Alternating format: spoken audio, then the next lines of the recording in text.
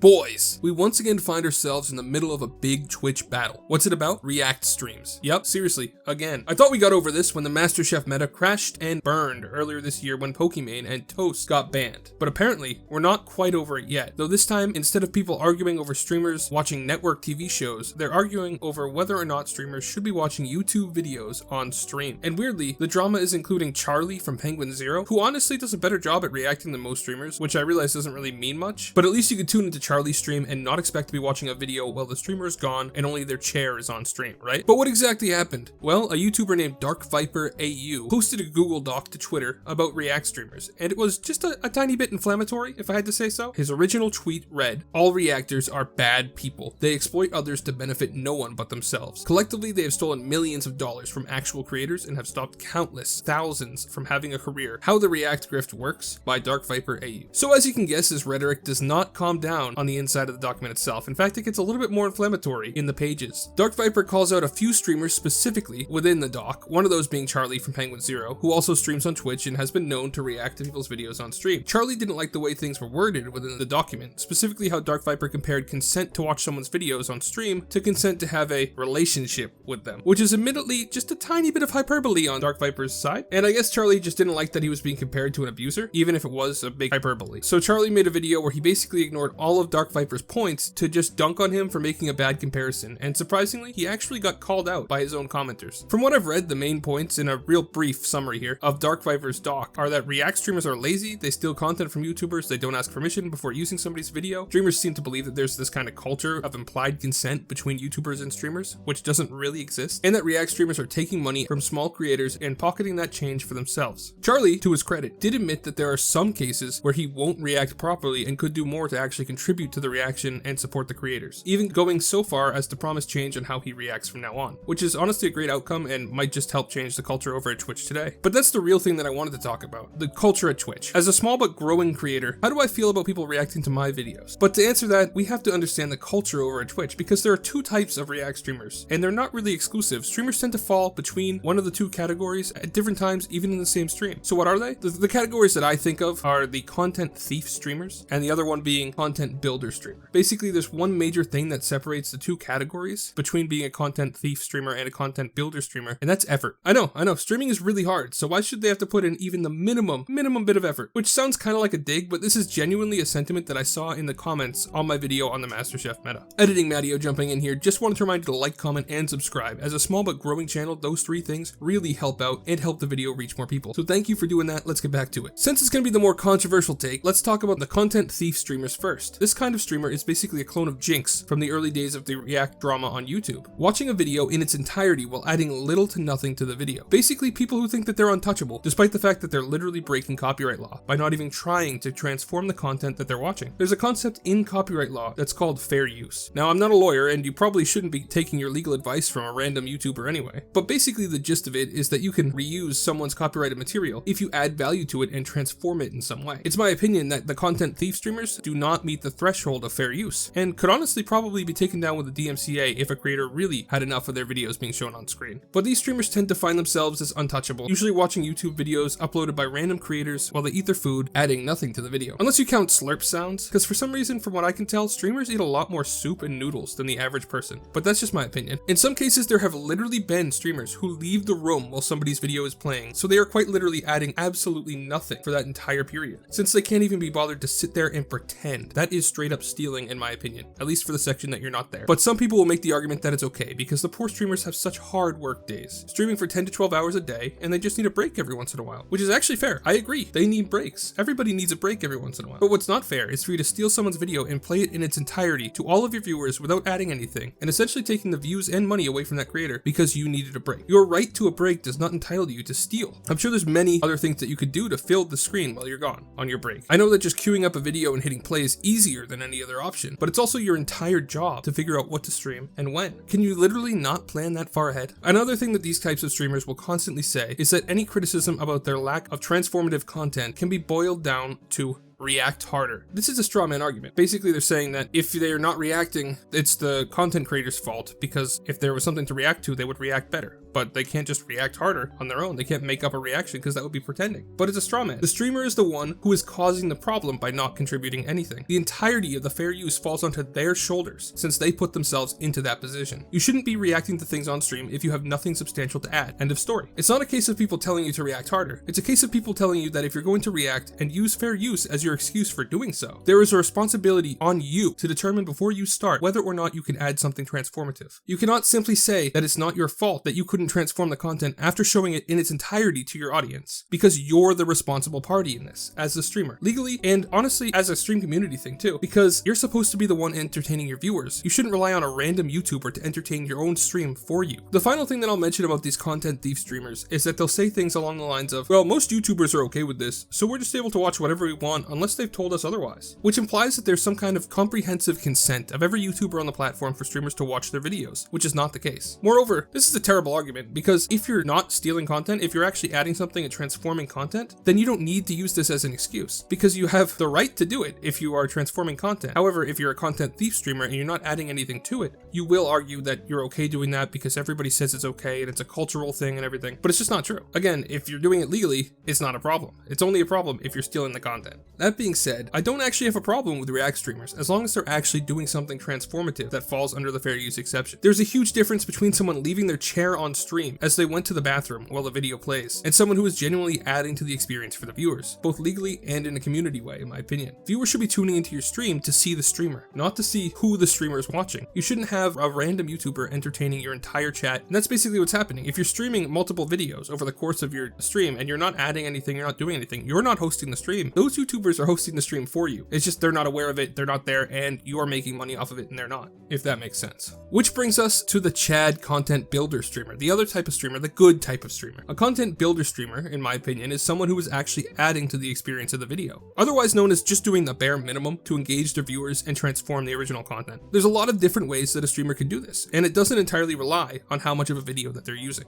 There are some content builder streamers who can watch a video in its entirety and genuinely add something to the video, allowing themselves to claim fair use. There isn't really that much to it. Just do the legal minimum and the minimum to be an interesting streamer, and I won't have a problem with you reacting. That being said, it's easy for someone to start off as a transformative content builder streamer and end up as a content thief. Maybe you ran out of energy, maybe you genuinely need a break, maybe you need to go to the bathroom. But as I discussed before, those things don't give you a real reason to stop transforming the content if you're going to keep using it. In the end, I genuinely don't know what kind of an effect a streamer watching a video on their stream will have. Sure, the video will probably gain at least a few views if a big enough streamer reacts to the video, but how do we quantify the amount of people who didn't click? Because everybody in that chat has now seen your content pretty much in its entirety in most cases, and will have no reason to actually click on your video if it does pop up in the recommended feed. However, it's possible and probably likely that there will be some people exposed to your video who never would have been before and might check you out because of it as well. I don't know that there is a clear and concise way to quantify this, but we shouldn't just act like all react streamers are benefiting the YouTubers they're reacting to. And we also shouldn't be claiming that it's always a negative thing towards the original YouTube creator. Sometimes it can be positive, but like most things in life, there is no black and white on this issue. The answer lies somewhere in the middle. Are all react streamers bad people?